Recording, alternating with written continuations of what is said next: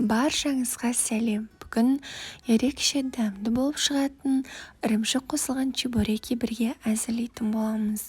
Жұмсақ әрі сырды өте қытырлақ болып шығады. Бізге керек барлық ингредиенттер описаниеде өз мөлшерімен жазулы.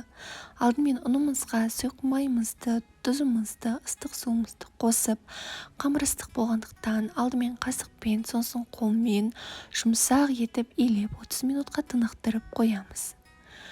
Ірімшігімізге укропымызды қосып араластырып 30 минуттан соң қамырымызды 2 бөлікке бөліп аламыз. Әр бөліктің өзін бірнеше бөлікке бөліп алыңыз. Қамырыңыздың бетін жауып қойып тұрыңыз. Осылай домалақтап алсаңыз жаюға оңай болады. Жұқа етіп жаямыз, қамыр жыртылмайды, уайымдамаңыз. Салманы салып, шетін қасықпен бекітіп шығыңыз. Вилкамен осылай жасап шықсаңыз да болады. Қызып тұрған майда жақсылап қуырып алыңыз. Майы сүзілу үшін салфетка қолдансаңыз болады.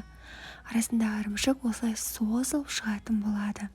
Назарларыңызға рахмет. Лайк басып тіркеліп кетіңіздер.